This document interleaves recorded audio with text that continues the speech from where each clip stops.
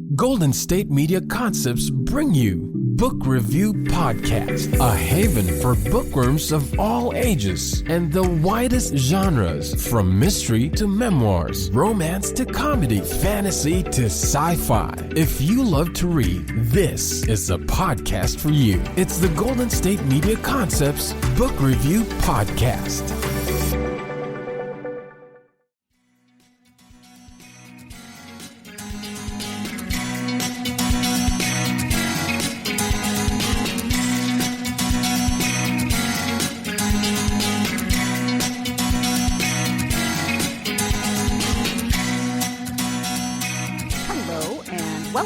GSMC Book Review Podcast, brought to you by the GSMC Podcast Network. I am your host, Sarah, and I am, as always, happy to be with you.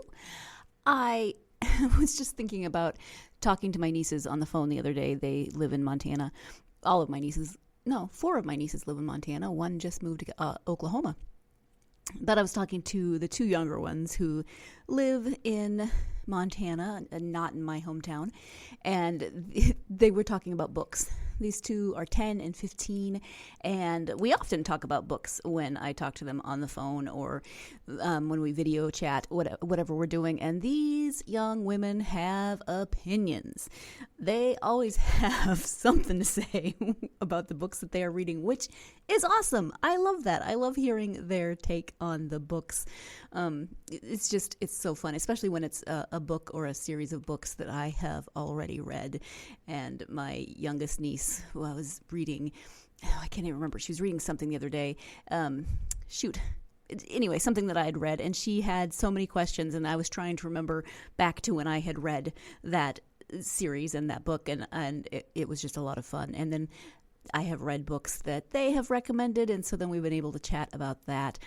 I don't know. I come from a family of readers, and I just love it. My older nieces love to read as well. And, my second oldest niece is 20, and she told me the other day that she doesn't know how to read. I was like, what are you talking about? And she was just being a goofball. Apparently she's in a reading slump right now, which is funny because she works at a library. So at least she's still surrounded by books, even if she's in a reading slump. She still has to work somewhere where there are books. But I just thought I would tell you once again that I love my family. I love my nieces. I have 5 nieces, as you probably know. I have several adopted nieces who aren't necessarily mine by relation or anything, but I have multiple of those. And I actually have a couple nephews that fall into that same category. All I can think of is the word acquired, which isn't quite right. I just acquired a new nephew. I just adopted maybe a new nephew. And he's a very sweet kid. He's actually the same age as my second oldest niece. So he's about 20, and he lives in my hometown. And he has the best. He does everything with his hair that I would like to do with my hair, all of the colors, and, changes it on a regular basis. And so I live vicariously through his hair dye choices. Any rate, I just, thinking about my nieces, thinking about books. It's a book podcast. And so, of course, we are here to talk about books. We are here to talk about books by author Michelle Cameron, who is my interview for this episode. We got together to chat recently about her new book. It's called Beyond the Ghetto Gates. It is historical fiction. It is set in the late 18th century, 1796 and 1797. It's a lot of fun because I got to learn something, again, like the recent World War II book, historical fiction novel that I read, that I got to learn something new about World War II, a couple new things about World War II. At any rate, this time I got to learn something new about Napoleon. Granted, I am not like an authority on Napoleon or anything of that nature, but, I know little bits here and there. At any rate, it's called Beyond the Ghetto Gates, and here is the description from the back of the book. When French troops occupy the Italian port city of Ancona, freeing the city's Jews from their repressive ghetto, two very different cultures collide. Mirelle, a young Jewish maiden, must choose between her duty, an arranged marriage to a wealthy Jewish merchant, and her love for a dashing French Catholic soldier. Meanwhile, Francesca, a devout Catholic, must decide if she will honor her marriage vows to an abusive and murderous husband when he enmeshes their family in the theft of a miracle portrait of the Madonna. And that's it. That's all you get. Just enough to suck you into the intrigue. And the interesting thing that I did not know about Napoleon was that first sentence, when French troops occupy the Italian port city of Ancona, freeing the city's Jews from their repressive ghetto. That was Napoleon's doing. And it sounds so much more altruistic than what I expected from Napoleon. And I'll let Michelle talk a little bit more about that in the interview because she explains kind of his motivations behind it.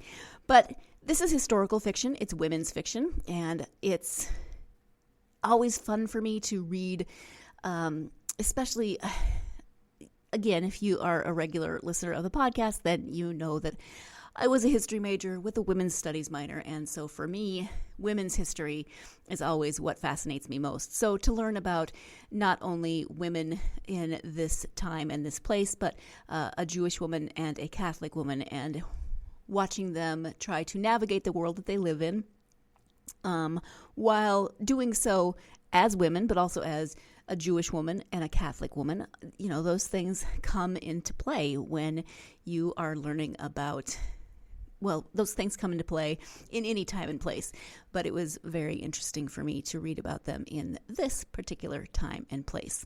So let's go ahead now and get to that interview. Again, the author is Michelle Cameron. The book is Beyond the Ghetto Gates. Hi, Michelle, and welcome to the podcast. Thanks, Sarah. I'm so glad to be here. I am so glad to have you here, and we are going to be talking about your newest novel. It's called Beyond the Ghetto Gates. Before we get to the book, though, if you would please share a little bit about yourself, that would be wonderful. Okay. Well, I live in New Jersey, and I have two sons who are grown and flown, as they say. They both live and work in Manhattan, so not too far away, although we haven't seen them nearly as much as we'd like due to the pandemic. But fortunately, they both can work from their apartments, so that's a really good thing.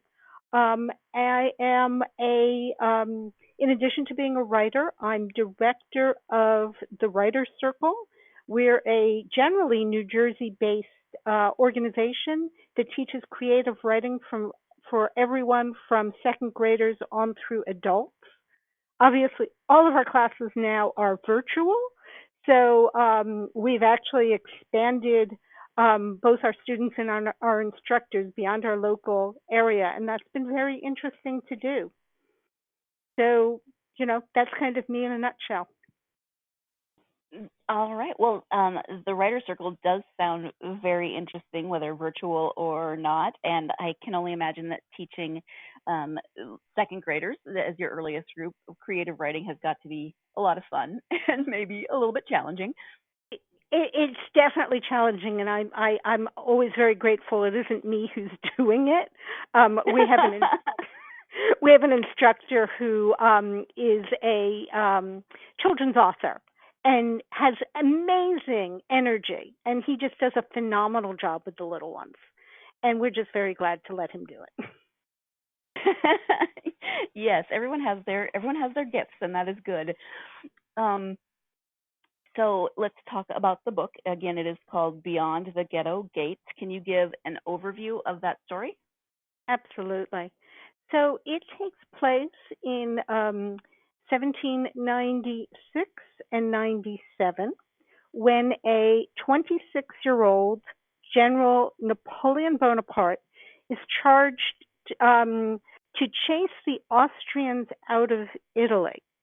And this campaign is one that, you know, it's sort of opening up a secondary front on the Austrians.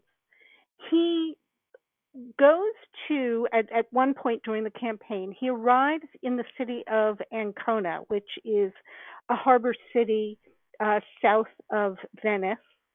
And he discovers there that there are Jews locked behind ghetto gates from sundown to sunrise every day.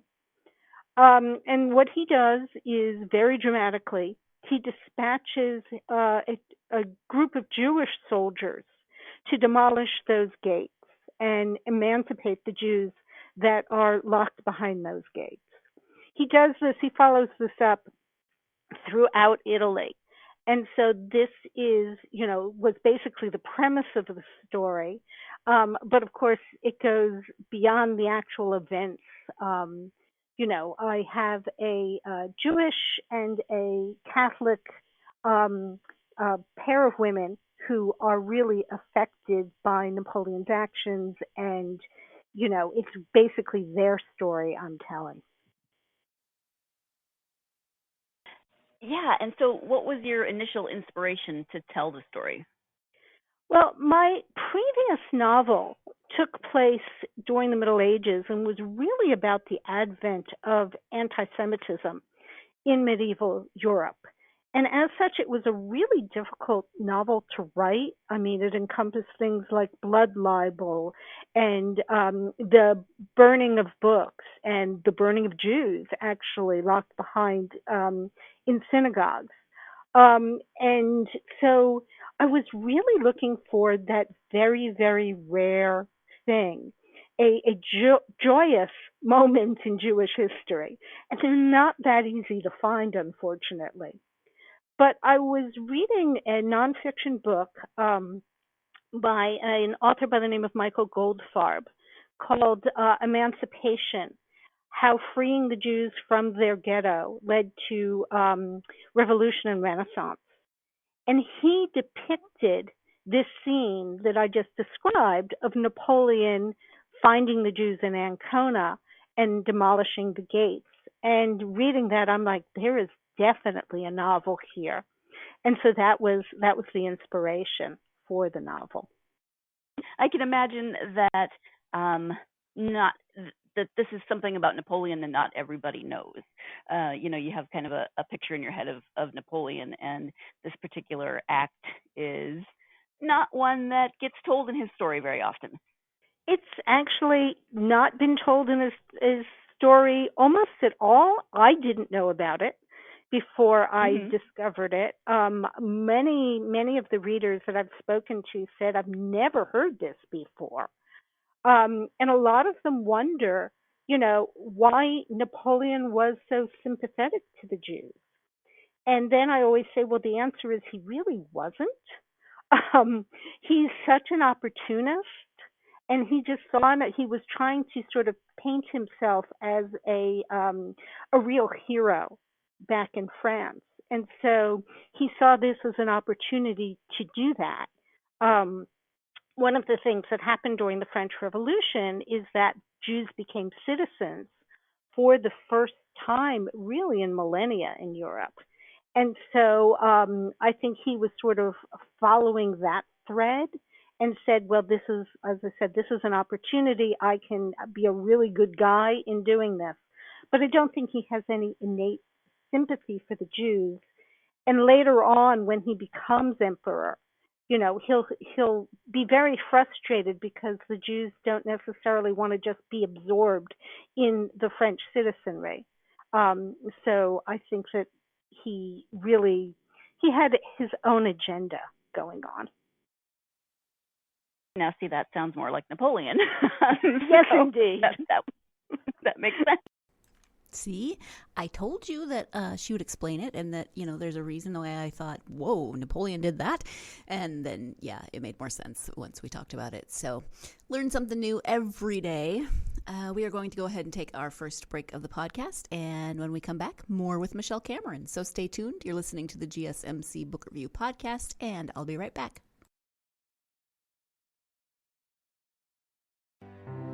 The GSMC Life and Happiness Podcast takes you on a journey of exploration. We'll discuss tried and true methods alongside the latest trends of how to best live your life to its fullest and happiest. From psychology to meditation, science to self-help books, the GSMC Life and Happiness Podcast will help you to discover what makes you happy and how you can live life being the best you possible. Download the GSMC Life and Happiness Podcast on iTunes, Stitcher, SoundCloud, Google Play, or anywhere you find podcasts. Just type GSMC in the search bar.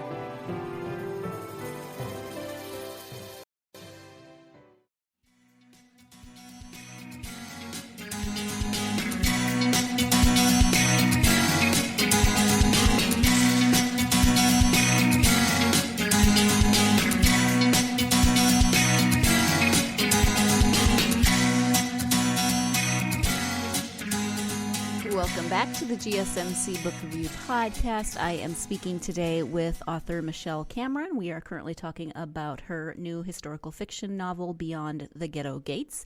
Let's go ahead and turn again to that interview. Now, in this case, you were drawn to this time period because of looking for something that was a little more positive in terms of Jewish history. But normally, when you sit down to write historical fiction, do you start with a certain time or a certain event or a certain location? How does that work for you? I think it's really has been varied. My first novel, again set during the Middle Ages, I wrote that mainly because it was about a 13th century ancestor of mine. So that's what drew me to that one. This one, I think it was very much the event itself, the story. And I've always been fascinated by Napoleon, so that didn't hurt either. So, and I've written actually another book which has not yet been published, which takes place all the way back in the Babylonian era. So that's, so I jump around in history, but it's all, except for my very first book, it's all been tied to Jewish history. I think that's the common theme. And I noticed on your when I was looking at your website recently that you say that you said something along the lines of, "I'm not particularly religious, but I'm still drawn to tell these stories."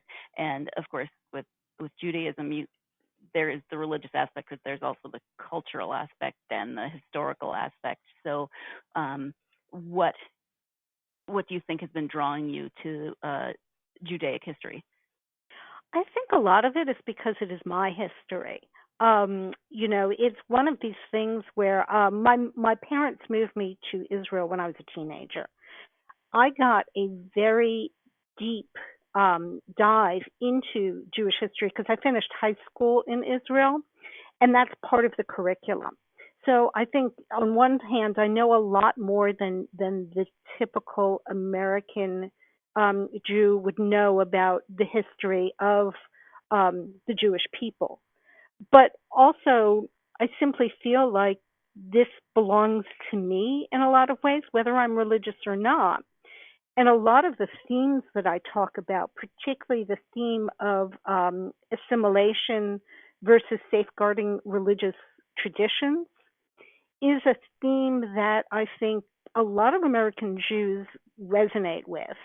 It's kind of the Christmas problem. Do you have a tree? Don't you have a tree? What happens when you have relatives who celebrate Christmas? So it's that really very much, again, as I said, belongs to me. So those are the things I write about. Yeah, thank you for that. I appreciate it. And I could just go off on a tangent and explore your teenage years in Israel. I think that would be very interesting, but I won't. That's okay. We can come back to it.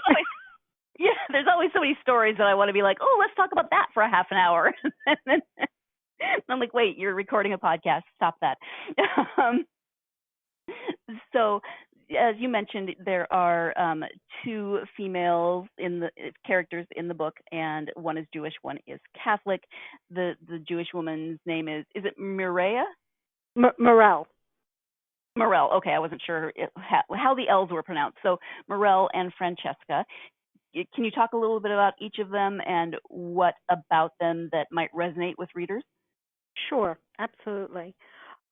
So Morel is what I often term as my feisty heroine.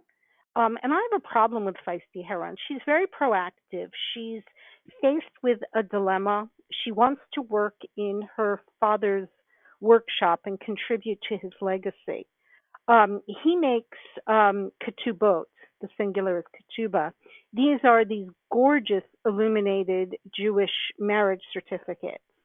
And Ancona at this point in time was was the world center of ketubah making. Her mother and the city rabbi don't want to allow her to do that. They want her to sort of go the traditional route, to marry well, to marry someone wealthy. That at least her mother wants her to do that part of it, and to raise children and be a good Jewish housewife. So one of the difficulties I have in creating authentic characters that will still resonate with a 21st century readership is that they can't be too passive. And Morel, in a lot of ways, started out being much more passive because I was reaching more for the authenticity. And my beta readers all told me, no, she's got to do more for herself. And so she evolved over many, many revisions of the novel. So what I think resonates with current day readers is that she does know what she wants. And even though she's blocked from doing it for a good portion of the novel, she still has that hankering, she has that longing to do the thing that she feels is really her deepest desire. In terms of Francesca, this is a very different situation. Francesca is very much trapped in a marriage that to an abusive husband who eventually becomes actually a murderer. And she feels an obligation to him because of what her the priests and the church is telling her, that once married, there's no out. She can't divorce him, because being a devout Catholic, and she is very devout, and that she's sort of told, you have to help him, you have to do things for him. And so she struggles with that. The other side of Francesca is that she has been brought up to revile Jews. Again, this was very common in this period of time, and unfortunately, often in our period of time as well. And so again, she's been taught by the priests, by her society, that Jews are not to be trusted. And then she meets a Jewish soldier, Daniel, and she starts to question those beliefs. And one of my deepest hopes for this novel is that, people will read it, understand more about the Jewish history, and understand more, sort of go through the same transformation that Francesca does, perhaps. Yeah, and one thing that I appreciate about historical fiction is what you just said, that you can view a certain period and a certain way, certain actions through the eyes of the characters, so you can kind of understand what was going on and why situations were as they were. But I wanted to touch back on what you said about Mirelle and how she's a feisty character. And it's so easy to take our 21st century ideas of what she should do, but the reality was that she was a young, not only Jewish, but she was a woman. It's 1796, and it's very patriarchal, and she was expected to behave a certain way, and she had to live within the confines of her surroundings, even if she is fictional. Right. No, absolutely. And she's faced with a real dilemma, which is she falls for a Catholic French soldier, and to the point where she considers running away with him. But she does feel an intense duty toward her family. So there's definitely a struggle that goes on, with that. She's also betrothed to marry a much older man, and who's actually turns out to be her best friend's father. which again was not unusual in this period of time. If you read Regency fiction, a lot of times older men would marry much, much younger women, especially if they didn't have a male heir. So there's a lot of both internal and external struggle that poor Morel has to face. Right, and each woman, not only is she faced with the strictures of the time from being a woman, but each of them has to come to terms with their own faith, their own religiosity, because it is still there are still ideas of what women should be allowed to do in both Judaism and Catholicism. You mentioned that Francesca is in this terrible relationship, but of course her priest is going to tell her, the Bible says you have to be, you have to submit to your husband. There's all of these things. You cannot, this is your lot. This is what God has given you. And that can be, I think, really hard for modern readers, even though it's still, those problems can still exist in modern times. Yeah, no, absolutely. Absolutely. And so, so as I said, they both struggled, which I think, yeah.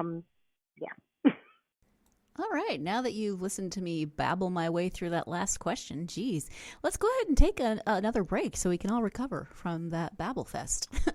Stay tuned. You're listening to the GSMC Book Review Podcast, and I'll be right back. Tired of searching the vast jungle of podcasts? Now listen close and hear this out. There's a podcast network that covers just about everything that you've been searching. Hey! The Golden State Media Concepts Podcast Network is here. Nothing less than a podcast bliss with endless hours of podcast coverage. From news, sports, music, fashion, cooking, entertainment, fantasy, football, and so much more. So stop lurking around and go straight out to the Golden State Media Concepts Podcast Network. Guaranteed to fill that podcast itch. Whatever it may be. Visit us at www.gsmcpodcast.com. Follow us on Facebook and Twitter, and download us on iTunes, SoundCloud, and Google Play.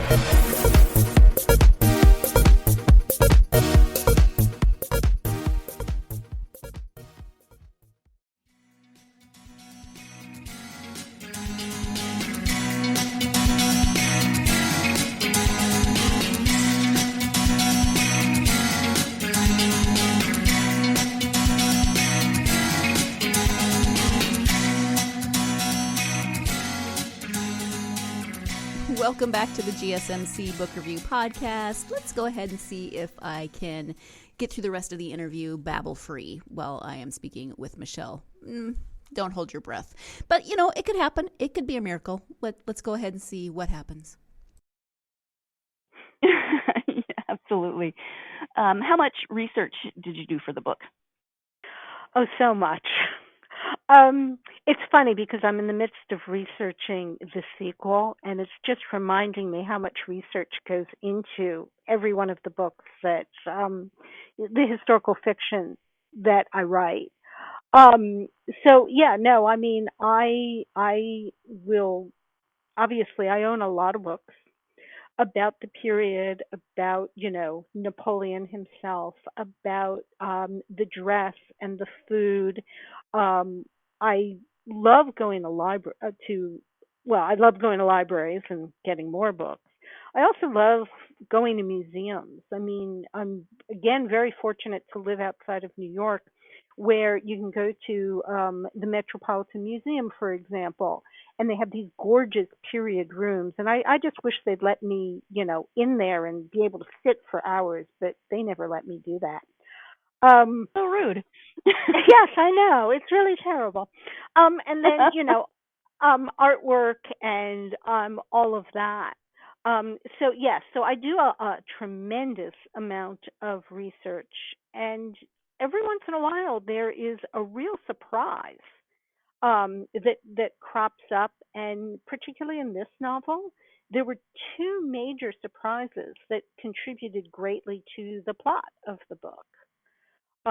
One I've already mentioned, which is the fact that Ancona, Italy, was the world center of ketubah making, these gorgeous marriage certificates. I mean, the artisans of Ancona were the first to ever illuminate them. And they have this very distinctive shape, which is called an ogee arch, which was, you know, incredibly useful to me because I did travel to a few other cities, throughout the process of researching the book, etc.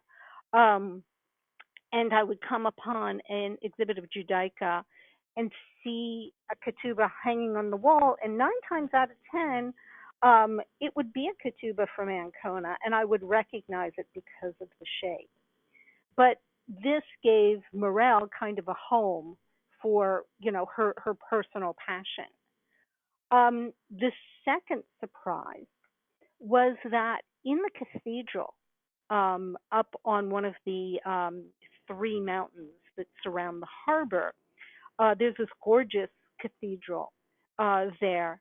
And in it, they had a portrait of the Virgin Mary. And Francesca Marotti is actually a real person who was the first to witness the miracle of this portrait turning its head and crying, which caused an uproar in Ancona and was repeated in several other cities throughout Italy at the time. The reason I say Francesca was a real life person is that actually one of my students helped me find this document from the Vatican, which related the entire incident. And there was also this lovely anecdote about how Napoleon, who was in the midst of looting the cathedral, which he did all the way throughout Italy. I mean, this was just something he was doing. Was, encountered the portrait, and something he saw on it kind of spooked him. And so he described that he lifted this gold cloth and threw it over the portrait, which, you can't resist if you're a historical novelist. I mean, that story is just too good. Absolutely. I will say that everything that happens to the portrait after that moment is completely invented. So, but again, it was research-driven surprise that helped me tremendously with the plot. Yeah, that's really cool. And actually, you answered one of my that I was going to follow up with a question of have you traveled to Ancona, and you said that you've been there. So obviously pre-pandemic. Sorry, go ahead. Yeah, no, actually, no. I've been to other cities. A lot of my travel has to do with where my family wants to go. Oh, okay. So I actually have not been to Ancona, although I'm dying to get there. So a lot of what I learned about Ancona, I had to learn from images from other people who traveled there, travel itineraries. Internet has gorgeous photos of it. So I'm hoping still to get there. But I will say one of the nicest things that somebody said to me as I was talking with a book club, and a woman mentioned she'd been there, and she said, I was remembering what it was like to walk up those steep streets the whole time I was reading it. And I'm like, thank goodness, I must have gotten it right. That's good. Yeah. I mean, at least in this day and age, we have the internet and Google Maps and all kinds of helpful things, even if we can't go everywhere we want to go. Absolutely. Yeah. You mentioned that you're working on the sequel now. What can you say about the sequel without giving too much away, if it ties in with this book, or, what can you say about it? Sure. So Napoleon does this very odd thing immediately after this, in the next 2 years. He takes this expedition, this military expedition, to Egypt and to Israel. Again, not history people know too much about. And in fact, he faces his first defeat in Akko in Israel. So both Daniel and Christoph will be part of the troop that accompany him to Egypt and to Israel. Whereas, Morel will be in correspondence with Daniel. And so their stories will continue. And there are some really interesting moments that happen, both in terms of just Napoleon um, turned out to be very impatient during this campaign, and that didn't work out for him too well. But also just in terms of the Jewish side of the story, where he actually hinted at the establishment of a Jewish state if the Jews in Israel in particular would help him, which has been contested by historians, but again, sort of is a fascinating, story to explore in fiction. Yeah, absolutely. I mean, because you can imagine all kinds of ways that conversation may have gone, because we don't know if that conversation actually happened. No, exactly, and yeah, so it's going to be a really interesting book to write. And one of the nice things about this one is that I did take a trip with my family to Israel. Haven't been to Egypt, but been to Israel.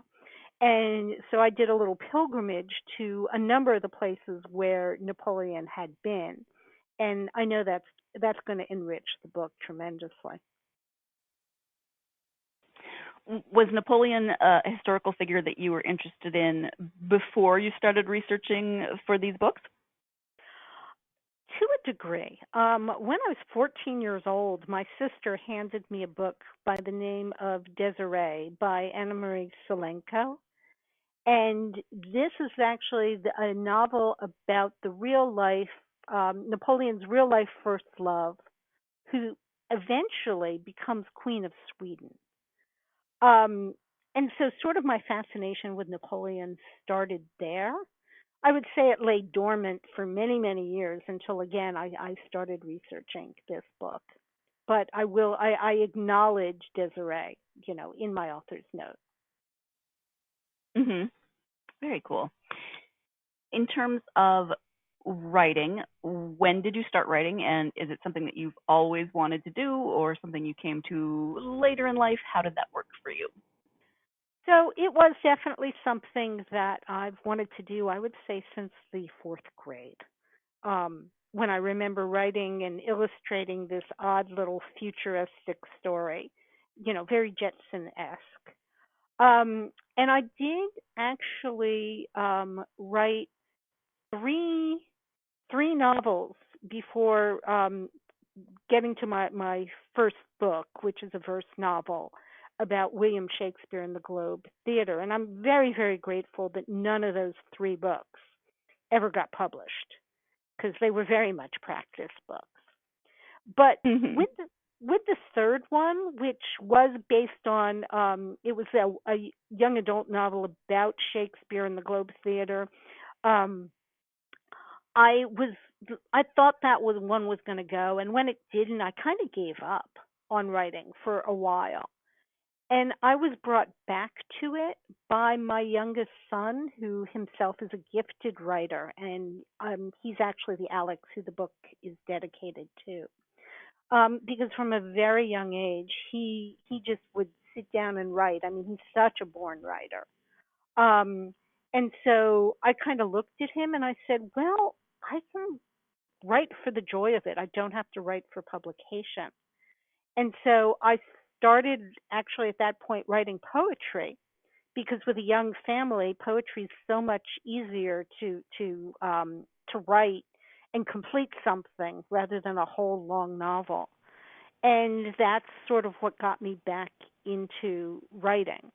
Um, and then after the verse novel, I wrote The Fruit of Her Hands, which is the medieval novel, and that one definitely needed to be a full novel. So that's kind of where I got back to novel writing. Time for the last break of the podcast. When we come back, Michelle will be talking more about the Writers Circle that she mentioned at the beginning of the podcast. So stay tuned. You're listening to the GSMC Book Review Podcast, and I will be right back.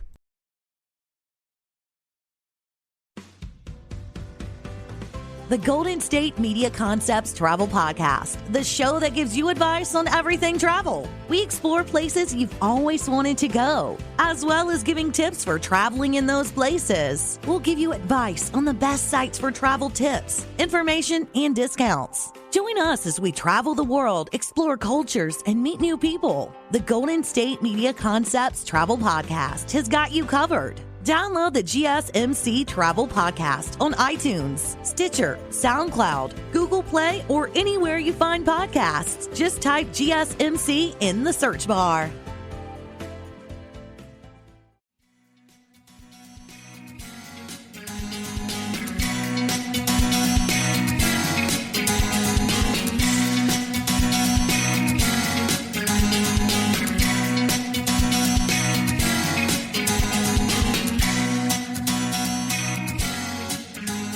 Welcome back to the GSMC Book Review Podcast. I am speaking with author Michelle Cameron, and as I said before the break, we are now going to talk a little bit more about the Writers Circle. Ignore the fact that when I ask the question, I refer to it as the Writers Group. It's a circle, not a group. Let's return now to that interview. Then when did the Writers Group come into play in your career? So I was working for a terrible day job, and sort of sneaking in writing by getting up at 4:30 in the morning to write. And so after The Fruit of Her Hands was published, I went and I taught at a different workshop. I was invited to teach at a different workshop, and I realized how much I loved teaching about writing. And so I came home after that and started to try and see, what I could possibly do. And Judith Lindbergh had founded the Writers Circle about a year before, and it was very much a one-woman show at that point. So I sort of got together with her and said, I'd love to join you. And we did that. And so I've been very fortunate to sort of build my life around what I call the writing life, because either I'm teaching writing or I'm helping to run the Writer's Circle or I'm doing my own writing. Very nice. Sounds like a very inclusive and submersive. I don't think that's the right word, but maybe know what I'm know saying. Yes, no, it's really lovely. And I mean, Julie and I often look at each other and say, "Well, it beats working," even though it's so much work. Right, exactly. Do you then, from your own writing or from your teaching experience, have advice for aspiring authors? Absolutely. And one is to find other writers. I mean, this helped me tremendously because back when I was getting back into writing, I would write things and sort of stick them in a drawer. And it was by meeting other writers and having some writing mentors that I really was encouraged to start to, once again, to try and get published, first with the poetry and then with the novels. And so writing is such a solitary act for the most part. But and so many people don't understand why you would take so much time out of your day to do it. But other writers understand. And I'm very proud of the writing community that we've built with the Writers Circle. And hopefully this isn't a story I'm not allowed to tell, but we just got news that 2 of our students are actually getting married, which is like amazing. But yeah, no, I mean, just finding other writers, whether that be through courses or whether that just be getting together with a group of other writers, it just helps so much because it's something you love to do, but other people just don't get it. And right, unless you experience it you don't Right. always understand what goes into it. Yeah. When you have the time to read for yourself, and maybe you do and maybe you don't since you do a lot of research, but what authors and genres are you drawn to for personal reading?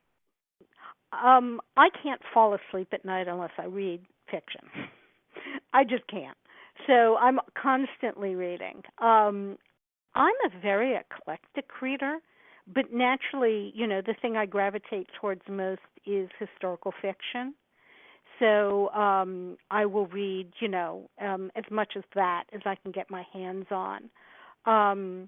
I'm also, and it's not really historical fiction, but I'm a huge Jane Austen fan. And one of the real pleasures is that of writing Beyond the Ghetto Gates was that I allowed myself to reread all of Jane Austen because, of course, it's that time period, and that helped me, just get a sense of the time. So, yeah, definitely historical fiction. But like I said, I will read pretty much anything. Not a huge horror or suspense fan, but other than that, I read pretty much everything. Wow, you sound like my book twin. Love Jane Austen, not a huge horror fan, need to read at night before I go to sleep. Absolutely. We can be book besties. Yes, we can. Yeah. So I know you have a website, so if you can tell people where they can find your website and where they might be able to interact with you on social media. Sure.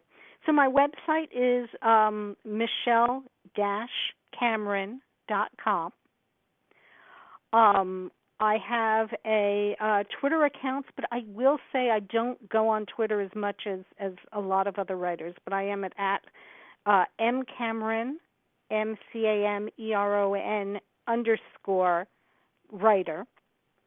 I'm much more on Instagram and Facebook. So Instagram is all one word, Michelle Cameron Writer, and my author page on Facebook is Michelle Cameron Author. So there you go. All right, easy enough. Thank you. Michelle, we've talked about a number of different things during our time together, but is there anything that you had wanted to talk about that you haven't had a chance to before now? I've been doing a lot of Zoom calls with book clubs, with Jewish organizations, with non-Jewish organizations. I'm actually really excited. I'm going to be going to an interfaith organization in Philadelphia I believe it's in January. So I'm incredibly happy to Zoom into any of those, and to interact with readers in that way. And so that would be tremendous. And there is a contact form on my website to be able to get in touch with me. And so, yeah, I've been really enjoying that. Oh, I bet. Yeah, that sounds really fun. Well, thank you so much for taking the time to speak with me, not only about Beyond the Ghetto Gates, but about some of your other novels as well. I really appreciate it. Well, thank you so much. I've had, my pleasure in speaking with you as well today, Sarah. I just love talking to authors.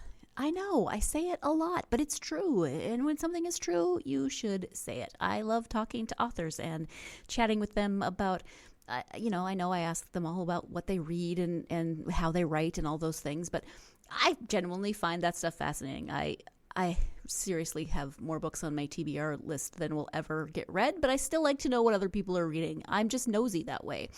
And I loved talking with Michelle, and thank you again, Michelle, for joining me on the podcast to talk about not only Beyond the Ghetto Gates, but some of your other works as well.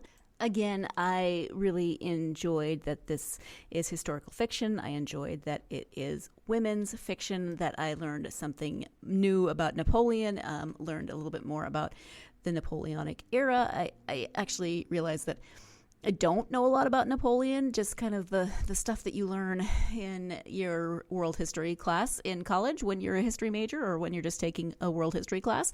You know, kind of the highlights, the ups, the downs, the Waterloo, short man syndrome, hand in his coat pocket, or not in his coat pocket, hand in his jacket, all of those things.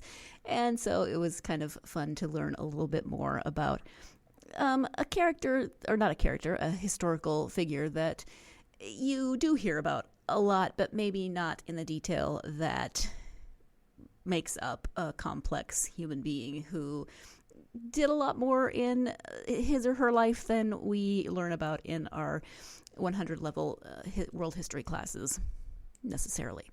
So thank you, Michelle. Thank you, as always, to you, my listeners. And as always, if you're a fan of this podcast, please do go ahead and leave us a review, whether that's written or 5-star. It's fabulous when you leave the reviews because it helps get that podcast out to other book lovers. It's not so much about me. It's more about getting this podcast out to as many people who love books as we possibly can. So thank you for writing reviews, doing reviews, all of that good stuff. Also follow us on social media. I love to hear from listeners. So Facebook, Twitter, and Instagram are your options for that. Please know that my Instagram page is not nearly as pretty as Michelle's Instagram page. You should go visit her Instagram page also because, wow. But, you know, please do also follow our less colorful. Maybe I should step up my color game.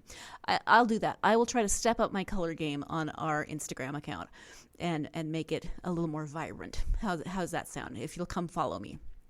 Anyway, Facebook, Twitter, and Instagram, GSMC Book Review, and please do leave comments. Tell me about the books that you're reading. Tell me about the books that you want to be reading. Tell me about books that you think are overrated. Tell me about books that you think are overhyped. Tell me about books that you will read 10 times in a row or, you know, once a year. All of those good things. I love to hear from listeners. I hope you will join me next time when I will be speaking with author Anne Crawford about her newest novel. Nope, it's her second newest novel. And it is called Life in the Hollywood Lane. And it talks about a young woman who moves to Hollywood. That doesn't really even begin to cover everything that happens in this book. It's a lot more in-depth than that. But that'll maybe pique your interest. It's a Hollywood story, and the voice of the protagonist, Trish, is just hilarious and kind of reminds me of the voice in my own head. So definitely join me on Tuesday's podcast for that episode. Thank you again. I hope you have a great weekend, and I hope, as always, that you find plenty of time to get yourself lost in a good book. You've been listening to the Golden State Media Concepts Book Review Podcast, part of the Golden State Media Concepts Podcast Network.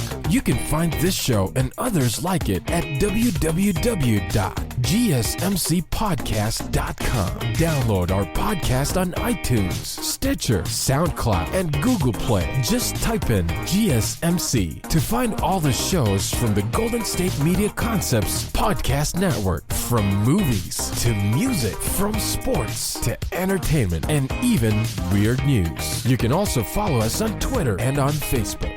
Thank you, and we hope you have enjoyed today's program.